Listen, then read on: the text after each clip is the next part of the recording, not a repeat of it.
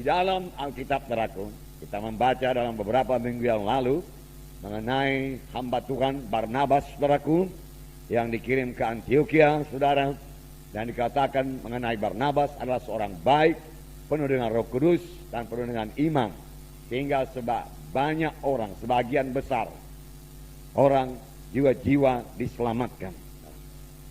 Perbuatan baik selalu membawa jiwa-jiwa kepada keselamatan, saudara. Dan juga, saudaraku, minggu yang lalu kita melihat, saudaraku, bagaimana satu orang janda, saudaraku, yang kaya dengan perbuatan yang baik, yaitu Tabita. Lalu berbuat baik, suka berbuat baik, suka menolong orang. Dia mengasihi janda-janda yang lain. Dia berkorban, dia bekerja keras, saudaraku, supaya dia bisa memberi, saudaraku. Dia rupanya suka memberi, suka berkorban, saudaraku. Itu perbuatan yang baik. Dia suka berkorban, suka memberi. Dan pada suatu hari dia meninggal dunia.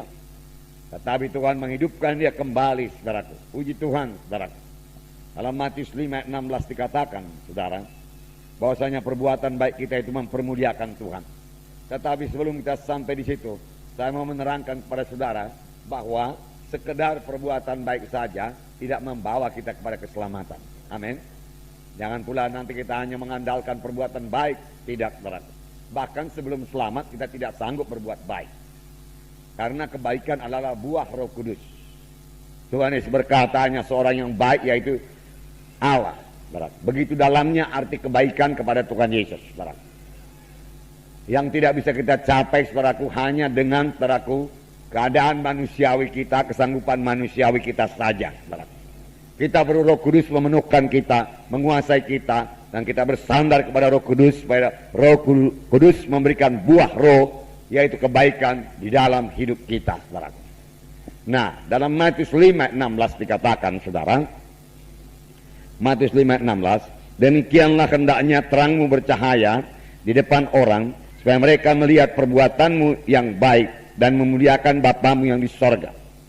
Terangmu bercahaya, terang anak-anak Tuhan. Saudara, kita ini, saudaraku, terang Tuhan. Ya, semalam, saudaraku, Tuhan memberikan pengertian bahwasanya kelompok sel itu harus seperti mercusuar yang memancarkan terang. Terang itu ialah kasih. Kapan dalam satu kelompok sel tidak ada kasih, saudaraku? Yang ada hanya mercusuar saja. Satu menara yang tinggi serupa monumen, saudaraku, tetapi tidak memancarkan cahaya apa-apa, tidak ada gunanya. Di waktu malam, saudaraku, kapal-kapal akan lewat, saudaraku, dan kapal-kapal tidak tahu bahwa di situ ada batu karang. Ketabrak juga, saudaraku, dan rusak, sudah jadi tenggelam, saudaraku. Tetapi satu kelompok sel, saudaraku, yang memiliki kasih, saudaraku, adalah seperti mercusuar yang memancarkan cahaya itu, saudaraku. Sehingga kapal-kapal yang lewat pada malam hari bisa selamat. Nah, di sini dikatakan biarlah terangmu bercahaya.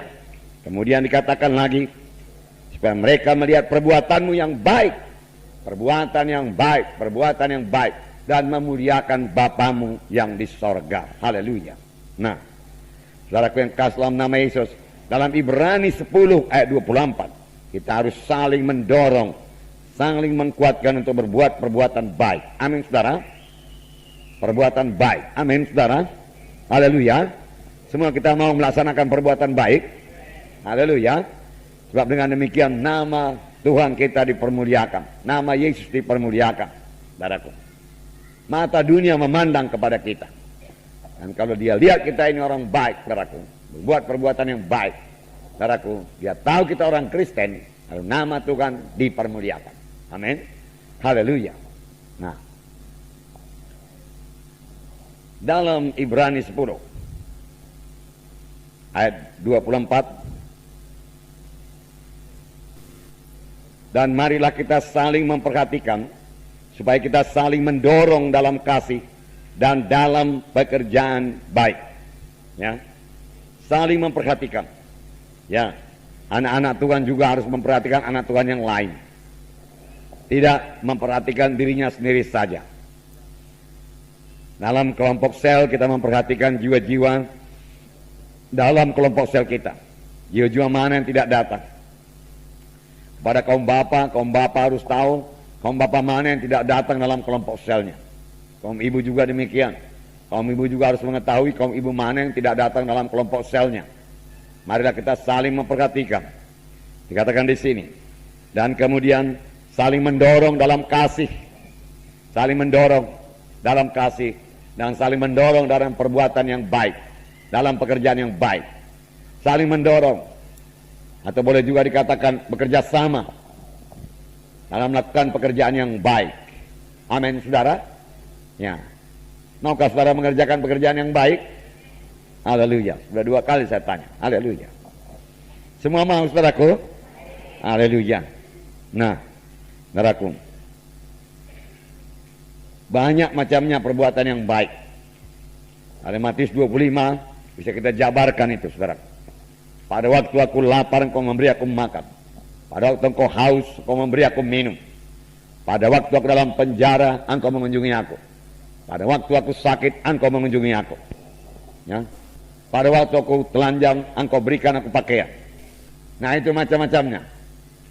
Amin, saudara. Berbuat baik. Berbuat baik. Tapi saudaraku, kita sebagai orang-orang rohani, saudaraku, terutama kita berbuat baik dalam hal rohani. Itu prioritas yang pertama. Saudara tolong orang dalam perkara badani, saudaraku, tetapi saudara tidak menolong dalam perkara rohani, hasilnya tidak seberapa.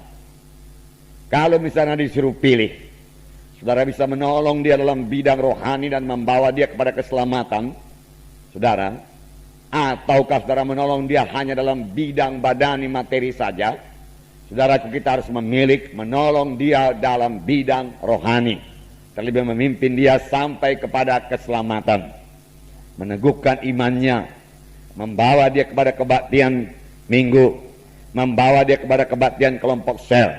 Amin, saudara. Haleluya. Ya, saya yakin itu perbuatan baik. Membawa orang ke gereja itu perbuatan baik. Membawa orang kepada keselamatan itu perbuatan baik.